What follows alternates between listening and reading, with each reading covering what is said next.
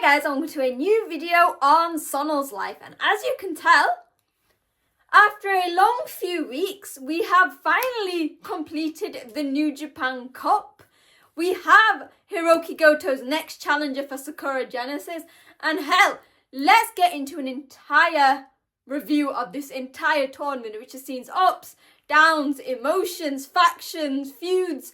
So much has been going on, and it's only March. So yeah, let's get going. This tournament going into it, I think I had some trepidations because New Japan has been on like a roll recently. You know, they've been doing so much. I obviously attended Wrestle Kingdom, Wrestle Dynasty, which was phenomenal. The New Beginning show was great, and Fantastica Mania was phenomenal. Could they still match that up with this New Japan Cup? And actually, yes, they could. From the very start, they had the top competitors. They had, albeit it was a bit weird with like the buys and things, as some people are doing it, but we had some really good matches throughout the tournament. We also had some really good storylines going through, and I think that actually, for the first major tournament of the year, this kind of is the best way and the best thing that they could do. Now, if you haven't watched the final yet, don't worry, I'm not going to talk about what happened until the end, so you can watch this spoiler-free, for the large majority. So, I'm going to go in order, because I had to write this down, of my favourite matches from the tournament. Now, you might find something different, you might not agree, but again, this is just my thoughts and why. So, we started with Sanada and Uemura, so this was in the first round. I was a bit sceptical about this to start with, because obviously Sanada moved to the War Dogs, and while it wasn't on the extent to maybe House of Torture, we saw his wrestling sort of go to a minimum. He was even more of like the Cold Skull than when he was the Cold Skull. But actually, this match was really good. So like what I put down, there was low-level intervention. The only bits was to help the story. Sanada, it was his best wrestling since going heel. Like, I've never had an issue with, like, Uemura as a wrestler. He was phenomenal, really played the babyface well. But it was Sanada's ability to bring some fire out of him that showed that Uemura is actually a very strong wrestler. And I guess I'll speak about this. This is like in the recent shows. There was actually speak of Tanahashi going to Just 4 Guys, so that obviously includes Uemura, and asking them to join the Hontai Chaos collaboration. For anyone who doesn't know and hasn't been on my social media, at wrestling_chat, that now turns Just 4 Guys to Just 33 Guys, and I did some merch for it, so yeah, you can check that out. But this match was a really good way to start. It could have gone really badly. Like, there could have been so much interference. Sanada could have just not given a shit. There could have been dick hits everywhere. But actually, I was impressed with it. So that was a really good way to start. We also had another first match that was phenomenal, that everyone I think knew was going to be amazing. It was Driller Maloney versus Tomohiro Ishii. Going into this, I think we knew, obviously, Driller, and we've praised it enough times, that Driller has made the perfect move from junior to heavyweight, like flawless, similar to guys before him, like Ospreay and Shingo. And this match was no different. It was a big, beefy man match. Did that? I just put in my notes, I just put big, beefy man. Driller's style, because he's put on some pounds since going to heavyweight. But the actual big thing is that he's not lost any of his athleticism. It has just allowed him to become even more of a beast because he can pack on that muscle. And Ishii, for his age and like the fact he doesn't really do as much anymore, honestly kept his own. He was strong. You could see him fired up by Driller Maloney. He always is fired up by the younger guys. And whether Driller will be on the heavyweight like title scene soon, I would love to see him in that Never division, because for me, he sort of epitomizes what Never means. So yeah, that was a really good match. So now we're going on to the second round matches that I loved. Yoshihashi versus Uemura. I can't sing enough praise for Uemura. Actually, he's a phenomenal wrestler. But actually, I want to give in this match props to Yoshihashi. He had a phenomenal match against Oiwa during the New Beginnings tour. And similarly, his match against Uemura, so he had a match against Oiwa and his match against Uemura, proves that while he was slept on for years, if you want a good match, Yoshihashi can give you that. Now, obviously, I like to read it. So, I put, lots of chops and stiff style. Yoshihashi's chops are actually amazingly painful. Like, you can hear them. They are so stiff. I compare them to the likes of Jay White. Yoshihashi was from the start, albeit being the senior, proving that you shouldn't underestimate somebody. And with Umura picking up the win, the post-match comments were really interesting because Yoshihashi was praising Umura. He's like, he's going to be the next star. And when I was mentioning about Just 4 Guys and Hontai, Tanahashi said the same thing. And it seems like with all of the chat of the Reiwa Musketeers, which obviously Umura was left out of, he has made the least amount of noise, I guess, in the sense that he was injured. He's not had those big title shots. We don't count Narita. But actually, he is picking up win after win with very big opponents and showcasing himself very well. Similarly to another guy who has returned from excursion, so Oiwa, I mentioned him earlier, his match against his mentor, Zack Sabre Jr. Now, I had that prediction to win. I was like, Oiwa's going to finally get his win over his mentor. Obviously, in the past, he hasn't beat him. But this match was great. There are some factions, and I can put TMDK in this now, that it doesn't matter who they are facing, they will wrestle at 100%. If you get what I mean. Like, they push away any idea of faction loyalty. It was a mix of beautiful submissions, and what I like is that they kept bringing up Ogawa, who obviously trained Oiwa in Noah, but also trained Zack Sabre Jr. So there was like a mix of beautiful submissions. At one point, Zack looked like he was struggling. He had to go to the rope to break a hold. And commentary did an amazing thing of saying for Zack, doing that is a sign of weakness because he was unable to get out of the hold. And they were matching toe to toe. There were so many moments where I just thought that Oiwa was going to pick up a massive win over Zack Sabre Jr. Now, obviously that didn't happen, but at the end, they all got into the ring. Hartley Jackson, we love Hartley Jackson. He's been amazing this tour.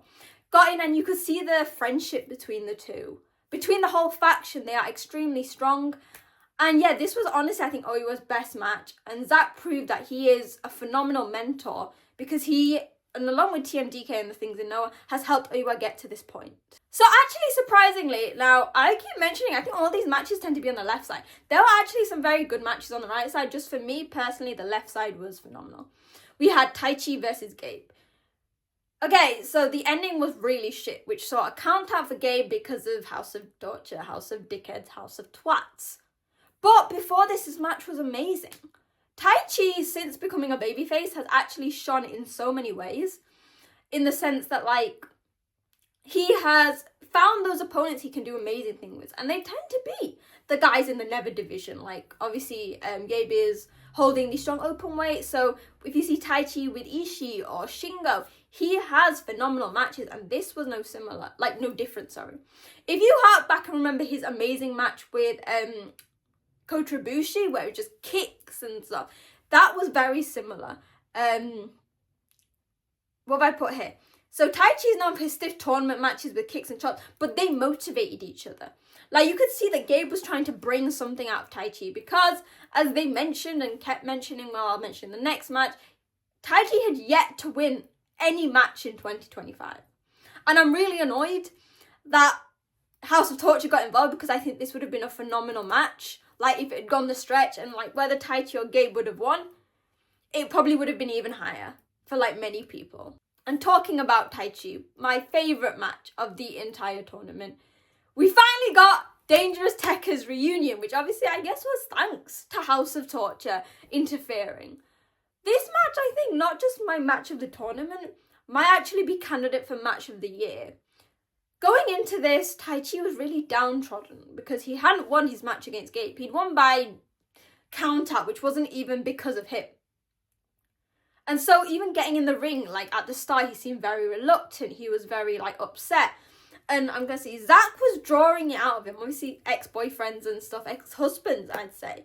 But once Taichi got the fire and passion inside him, similar with Zack versus Oiwa, Taichi was going toe-to-toe with a former champion. So, Taichi's kicks are still, I think, some of the best kicks. Whether it's his normal kicks or his Kawada kicks, very strong. And actually, he almost knocked Zack out with one of his own submissions. It shows how much and how long they wrestled with each other because they knew each other perfectly. In the post-match comments, Zack was mentioning how during the pandemic, Taichi was the one who made sure Zack was okay. And you could see the sort of conflicting emotions within them, that they were like, right, I need to wrestle. For Taichi, this was a chance to get into the main picture of New Japan. For Zack, it was his chance to get back to that title contention. And in the end, Zack got the win, but the ending was so much they hugged each other, and you could see that, like, Zack brought something out of Taichi because, as he mentioned, everybody believes in Taichi. The crowd, the wrestlers, but Taichi doesn't believe in Taichi. And I guess if you don't want to watch any match from this and you're just basing it off my review, please go and watch Taichi versus Zack Sabre Jr. It was the perfect blend of amazing wrestling, but amazing storytelling. Whether you're a new fan who know nothing about Dangerous Tekkers, you could feel something. Or if you're like me, the biggest Dangerous Tekkers fan, it means even more. And you could see the heart back to Suzuki-gun days, and honestly, it was a phenomenal match. And then Zack had an amazing match against David Finlay. When it comes to Gaikokujins and their stability in wrestling, nobody beats Zack and Finlay. They are two incredible wrestlers, and I think it's quite funny. It also harks me back to the Jay and Finlay days where Zack was, because obviously Finlay won that, Zack was like, oh, it's 7-1. Finlay beat me on one. And that reminds me of Jay, when it was like, was it like 10-1? 10-1 to me. Because Finlay had gone through this entire thing of like, obviously last year he was meant to be in the final, but he got injured. And his career has been ups and downs. Came as a young lion, a bit of nepotism there, and went into Hontai, faltered a bit. Then did, with Juice Robinson, the tag team, that did well. Then Juice left, then he went to Bullet Club and people weren't sure of him, and now he's gone back. He has shown this journey, and that obviously led to the final, which saw David Finlay, as predicted, facing Shocker Shota Umino. So my picks of Jeff Cobb and Shingo Takagi, either one of them didn't work. Now, Shota has had one of the most interesting tournaments, and I maybe might do a video about this, about like people's reactions to Shota. And so I'm not going to dwell on it. All I'm going to say is there's a lot of negativity surrounding how he's being pushed and blaming him for things that are really on New Japan. But the story of the final was very interesting. So if anyone doesn't know, Shota and Finlay were very close when they were members of Hontai. Finlay brought this up that he would watch Shota try to get in, collapse from the work of being a young lion and those squats and everything. But the main thing that links them is nepotism. Nepotism is something that has been thrown across with Shota since he came back from excursion, and the tide and sentiment turned against him. He got this because of his dad, because of Red Shoes Uno. When people seem to forget that Finlay had very similar comments thrown at him when he wasn't working well. There's so many similarities. When Finlay came, he obviously came because of his dad, Fit Finlay. It took years for him to gain an identity and a solid base. Same with Shota. And actually, while people have interpreted Finlay's words as like looking down on Shota, Finlay is acknowledging Shota as somebody very similar to him. Saying, right, you've got these nepotism criticisms. You need to do what I do. You need to fight out of it. And whether it takes a year, 2 years, 4 years, how many years it's taken Finlay, Shota needs to forget that criticism, move away from what people are saying to find his own. And this narrative, linking with their past and the similarities, actually made for a very good build-up. Now, I was very worried about this final because, again, like I'll maybe speak about in another video, the discourse towards Shota wasn't very good. There's a lot of negativity. But actually, this match, whatever your thoughts on Shota was, this was by far Shota's best match. With Finlay, there was so much. It's similar to with Zack and Taichi. A match can be great when you have wrestling. That's awesome. But it can only become phenomenal when you have story, when you have heart in it. From the beginning, you could see that animosity. Everything Finlay was doing, it was a bit of like teasing, but also very brutal, whether it was going to the outside, hitting Shota onto the announce table. Poor Abe. Each thing that Finlay was doing was sparking this like adrenaline, this fire within Shota that he had to keep. Actually, at one point, he almost knocked Finlay's head off with his lariats. Everything was so precise, so strong, so like passionate. And that I posted this and New Japan World retweeted it. New Japan World, they just love retweeting me, but like they don't want to hire me. Please hire me, New Japan. Because I got distracted by asking New Japan that. My heart was racing. I was on the edge of my seat because Finlay hit his finisher, but Shota was managed to counter it.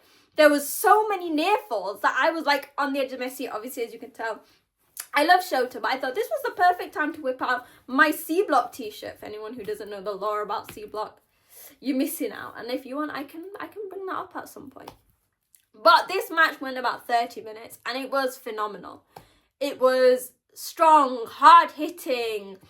The crowds were fully into it. At the start, it was like a mix of Shota Finlay chants, with probably more of them going to Finlay.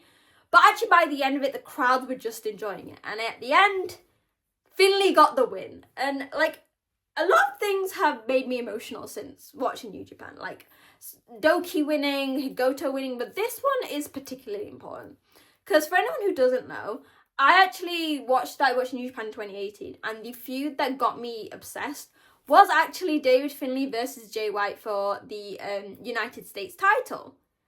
And so to see Finlay, after years of floundering and the criticism, finally get to this point where he is, because bearing in mind, like, Finlay gifted me this t-shirt. I won a competition once, so long ago. But it comes full circle, and I'm so proud to see how far he's come and to see him get this moment. So he will be challenging Hiroki Goto at Sakura Genesis, which is very conflicting for my heart. I genuinely think this was a very strong tournament. There was a lot of things going forward, so unfortunately, Evil, as we expected, beat Tsuji, so he is going to be challenging for that belt. Callum Newman and Jeff Cobb are challenging Hiromu and Naito for the tag titles. We saw on today's show, the Empire ELP, his television championship getting defended. We have the continuing rivalry between War Dogs and Bullet Club. But, because obviously House of Torture kicked them out. Then what's going on with Just 4 Guys joining Hontai. There's a lot of exciting things going forward. So like I said, we've got Sakura Genesis coming up, then the US show. Then I believe it's the Dontaku tour, and then we are getting up to Best of Super Junior. So once again, New Japan has done amazing. And now it's time to let me know your thoughts. In the comments on social media at wrestling_chat, what did you think of the matches, the tournament in general? Let me know your MVPs, your favourite bouts. And let me know what you think of the final. Going forward, will David Finlay beat Hiroki Goto? Yeah, it's been a great tournament, ups and downs, and it's going to be interesting to see where New Japan go with Shota, what they do with Finlay. But it's a great time to be a New Japan fan, as always. So yeah, hopefully you guys enjoyed the tournament. Hopefully you guys enjoyed the video, and I will see you soon. Bye!